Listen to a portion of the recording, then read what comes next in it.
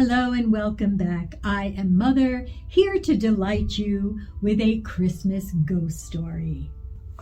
Tonight, we'll be reading something written anonymously, first published in 1856, called Worse Than a Ghost Story, but then again titled A Tale of Horror and Facts, A New Phase of Spiritism in 1858. A most wonderful narrative, the strange development of Spiritism, the dead rising from the grave. By Anonymous. We have received the following letter from Dr. John Moreton, a gentleman of veracity and professional understanding.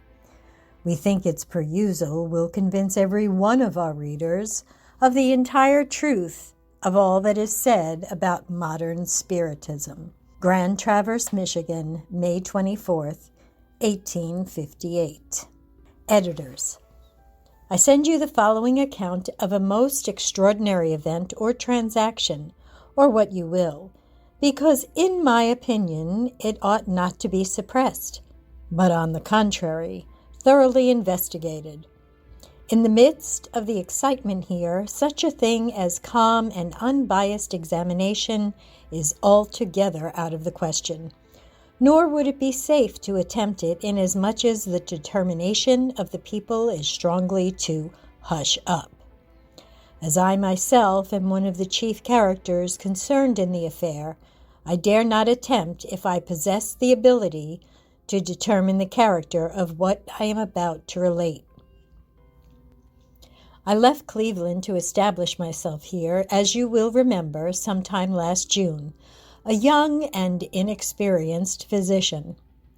Almost the first patient I was called to see was a Mrs. Hayden, a woman 35 years of age, a strong constitution, and a well-balanced mind, apparently, with little or no imagination. She was, however, a spiritualist, with the reputation of being a superior medium. Her usual physician, Dr. J.N. Williams, was absent, hence her application to me. I found her laboring under a severe attack of typhus fever, which threatened to prove fatal. Having prescribed for her, I left, promising to send Dr. W. as soon as he returned. This was on Saturday morning. At night, Dr. W. took the patient off my hands, and I did not see her again until Friday evening of the ensuing week. I then found her dying, and remained with her until her decease, which took place precisely at midnight. She was, or appeared to be, rational during the whole of my visit, though I was informed that she had been delirious the greater part of the week. There was nothing remarkable about her symptoms. I should say the disease had taken its natural course. At the time of her decease, there were in the room besides myself her husband, Mrs. Green, her sister, and Mrs. Miles, a neighbor. Her husband, whom I particularly noticed, was very thin and weak, then suffering from a quick consumption, already beyond recovery. He bore the character of a clear-minded, very firm, illiterate but courteous man, and a most strenuous unbeliever in spiritualism. There had been some subdued conversation, such as is natural in such scenes, the patient taking no part in it except to signify, in a faint and gradually diminishing voice, her wants until about an hour before her death, when a sudden and indescribable change came over her features, voice, and whole appearance. A change which her husband noticed by saying, with, as I thought, wholly unwarranted bitterness, "There goes those cursed spirits again." The patient hereupon unclosed her eyes and fixed a look of unutterable emotion upon her husband, a look so direct, searching, and unwavering that I was not a little startled at it. Mr. Hayden met it with something like an unhappy defiance, and finally asked of his wife what she wanted. She immediately replied, in a voice of perfect health, "You know." I was literally astonished at the words and the voice in which they were uttered. I have often read and heard of a return of volume and power of voice just preceding dissolution, but the voice of the patient had none of the natural intonation of such. It was, as I have said, perfectly healthy. In a few moments she continued in the same voice, with her eyes still fixed upon her husband. "William, in your secret soul, do you believe?" "Wife," was the imploring reply, "that is the devil which has stood between us and heaven for so many months. We are both at the very verge of the grave, and in God's name let him be buried first." Apparently without hearing or heeding him, she repeated her words. "You dare not disbelieve." "I do," he replied, excited by her manner, "while you are dying. Nay, if you were dead and should speak to me, I dare not believe." "Then," she said, "I will speak to you when I am dead. I will come to you at your latest hour, and with a voice from the grave I will warn you of your time to follow me. But I shall not believe a spirit. I will come in the body and speak to you. Remember." She then closed her eyes and straightway sank into her former state. In a few moments, as soon as we had somewhat recovered from the shock of this most extraordinary scene, her 2 children were brought into the room to receive her dying blessing. She partially roused herself, and placing a hand on the head of each, she put a faint prayer to the throne of grace, faint in voice indeed, but a prayer in which all the strength of her great unpolished soul, heart, and mind was exerted to its utmost dying limit. Such a prayer as a seraph might attempt, but none but a dying wife and mother could accomplish. From that moment her breathing grew rapidly weaker and more difficult, and at 12 o'clock she expired, apparently without a struggle. I closed her eyes, straightened and composed her limbs, and was about to leave the house when Mrs. Green requested me to send over 2 young ladies from my boarding house to watch with the dead. All this occupied some 10 minutes. Suddenly Mrs. Miles screamed, and Mr. Hayden started up from the bedside where he had been sitting. The supposed corpse was sitting erect in the bed and struggling to speak. Her eyes were still closed, and save her open mouth and quivering tongue, there were all the looks of death in her face.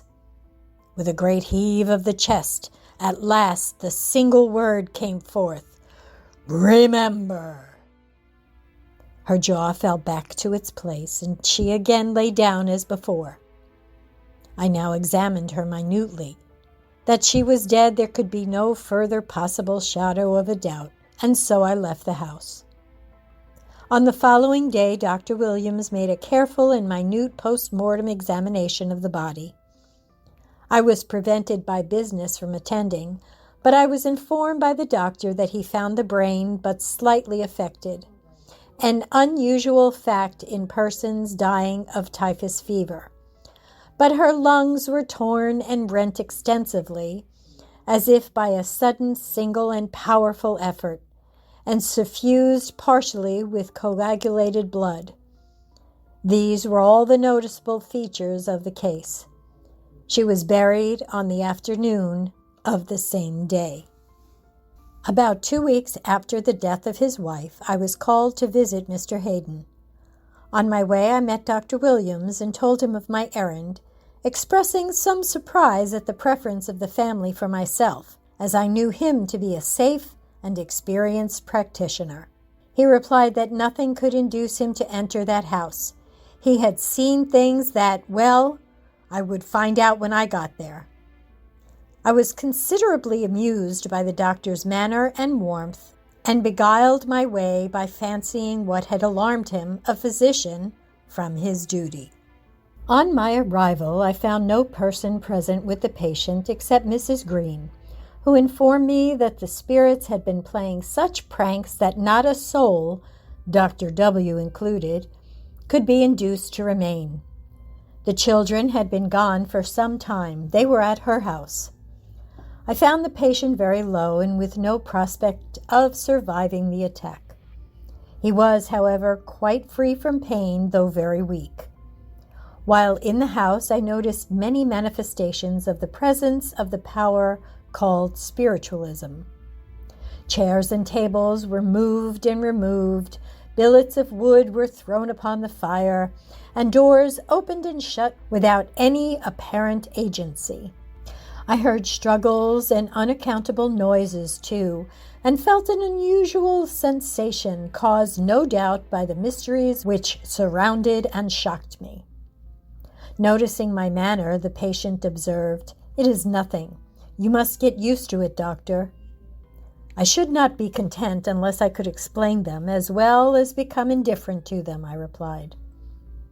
This opened the way to a long conversation, during which I probed my patient's mind to the bottom, but without detecting a shadow of belief. Speaking of his wife, he said, "You heard Helen promise to warn me of my time to die?" "I did, but you do not believe her?" "No.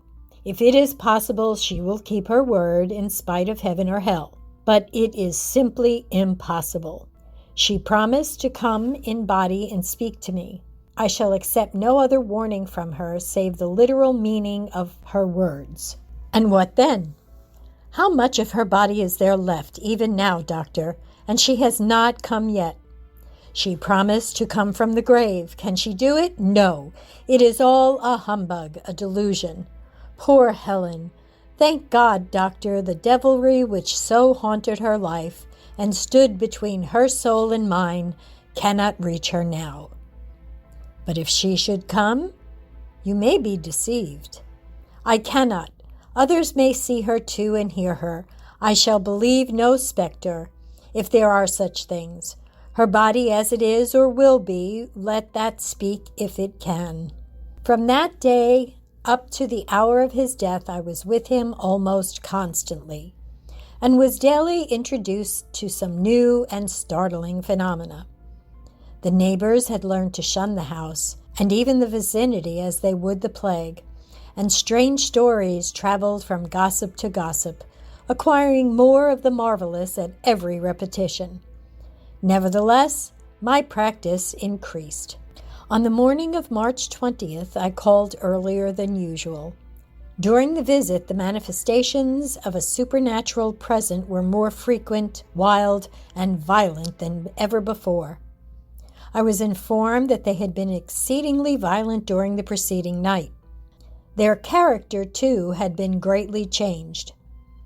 Beside the moving of all movable articles, the tinkling of glasses, and the rattle of tinware, there were frequent and startling sounds as of a whispered conversation, singing, and subdued laughter, all perfect imitations of the human voice, but too low to enable me to detect the words used, if words they were. Still, however, none of these unusual sounds had entered the sick room. They followed the footsteps of Mrs. Green like a demon echo, but paused on the threshold of that room, as if barred by a superior power from entering there. I found Mr. Hayden was worse and sinking very fast. He had passed a bad night. Doubtful whether he would survive to see another morning, I left him, promising to call at evening and spend the night with him, resolved, in my secret thoughts, to be in at the death. If there was to be a ghostly warning, I meant to hear it, and, if possible, to solve the strange enigma. The day had been exceedingly cold and stormy, and the night had already set in dark and dismal, with a fierce gale and a driving storm of rain and hail, when I again stood beside my patient. The moment I looked at him, I perceived unmistakable indications of the near approach of death upon his features. He was free from pain, his mind perfectly clear. His life was ebbing away with every feeble breath, like the slow burning out of an exhausted lamp. Meanwhile, the storm rose to a tempest, and the gloom grew black as death in the wild night without. The wind swept in tremendous gusts through the adjoining forests, rattling the icy branches of the trees, and came wailing and shrieking through every crack and cranny of the building. Within there was yet wilder commotion. All that had been said or sung, written or dreamed of ghostly visitations, was then and there enacted. There was the ringing of bells, moving of furniture, crash of dishes, whispers, howls, crying, laughter, whistling, heavy and light footsteps, and wild music, as if in very mockery of the infernal regions. All these sounds grew wilder with the rising gale, and toward midnight they were almost insufferable. As for us three, the patient, Mrs. Green, and myself, we were all silent as death itself. Not a word passed our lips after 9 o'clock. As for the state of our minds, God only knows. Mine, in the wide world of thought and event which followed, forgot the past, save what I have recalled and penned, bit by bit above.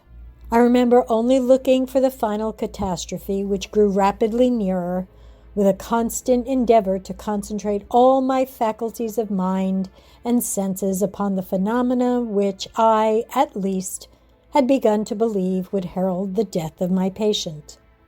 As it grew closer upon 12 o'clock, for upon the striking of that hour had my thoughts fixed themselves for the expected demonstration, my agitation became so great that it was with extreme difficulty I could control myself.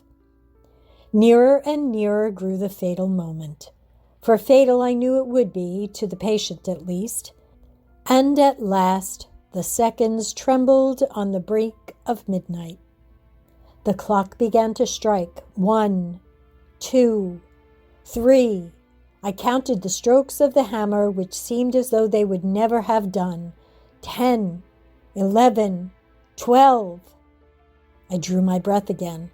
The last lingering echo of the final stroke had died away, and as yet there was no token of any presence save our own.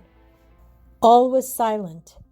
The wind had lulled for a moment, and not a sound stirred in the air within the house. The ghosts had fled. I arose and approached the bedside. The patient was alive, drawing his breath very slowly, dying. The intervals between his gasps grew longer. Then he ceased to breathe altogether. He was dead. Mrs. Green was sitting in her place, her elbows resting on her knees, her face buried in her hands. I closed the open mouth and pressed down on the eyelids of the dead. Then I touched her on the shoulder. "It is over," I whispered. "Thank God," was the fervent reply. Then we both started. There was a rustling of the bedclothes. Mr. Hayden was sitting erect, his eyes wide open, his chest heaving in a mighty effort for one more inspiration of the blessed air. Before I could reach the bed, he spoke. "My God, she is coming!" At the same instant, the wind came back with a sudden and appalling gust and a wild shriek as it swept through the crevices of the building. There was a crash of the outer door, then a staggering and uncertain step in the outer room. It approached the sick room. The latch lifted. The door swung open, and then, my God, what a spectacle! I wonder, even now that I dare describe it, think of it, remember it. I wonder I believed it then, or do so now, that I did not go mad or drop down dead. Through the open door there stepped a figure, not of Mrs. Hayden, not of her corpse, not of death, but 1,000 times more horrible, a thing of corruption, decay, of worms and rottenness. The features were nearly all gone, and the skull in places gleamed through, white and terrible. Her breast, abdomen, and neck were eaten away. Her limbs were putrid, green, and inexpressibly loathsome. And yet to those protrusent jaws there was borne a voice, smothered indeed and strange, but distinct. "Come, William. They wait for you. I wait." I dared not turn my eyes from the intruder. I could not if I dared, though I heard a groan behind me and a fall. Then it, the thing before me, sank down upon the floor in a heap, dark and loathsome, a heap of protrusions and dismembered fragments. I remember that I did not faint, that I did not cry out. How long I stood transfixed, fascinated, I know not. But at last, with an effort and a prayer, I turned to the bed. Mr. Hayden had fallen upon the floor, face downward, stone dead. I raised and replaced him. I composed his limbs. I closed his eyes and tied up his chin, crossed his hands upon his breast, and tied them there. Then I bore out the body of his sister, insensible but not dead, into the pure air, out of that horror and stench into the storm and darkness, out of death into life again. County of Grand Traverse, Michigan, SS. Mrs. Joseph A. Green, being duly sworn, and deposes and says that the letter of Dr. John Morton hereunto appended, which she has read, is strictly true, so far as it goes, though much of the history of what occurred at her brother's, the late Mr. Hayden's, house is omitted. Mrs. Joseph A. Green. Sworn to and subscribed before me, a notary public, in and for the county of Grand Traverse and state of Michigan, on the 25th day of May, A.D. 1858. James Taylor, N.P. County of Grand Traverse, Michigan, SS.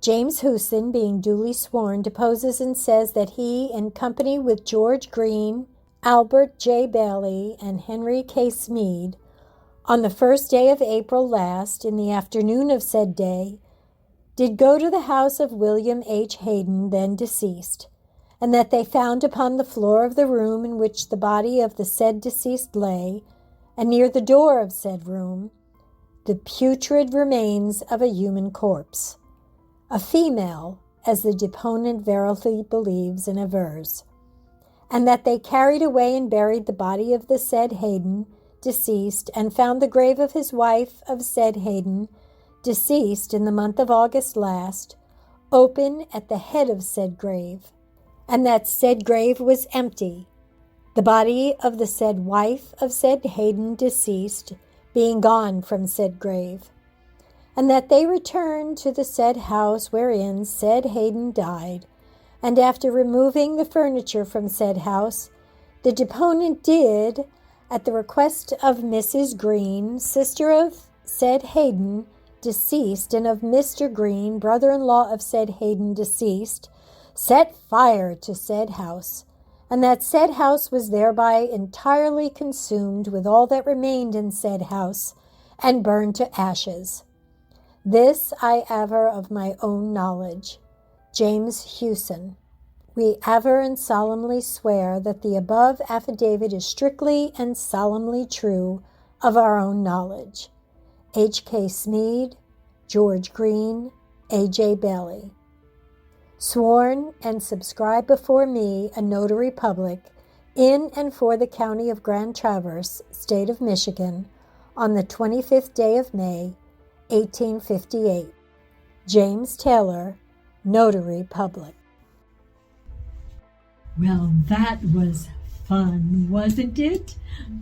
I just love a good ghost story. Next time, we'll be reading The Christmas Ghost, written in 1915 by Anna Alice Chapin.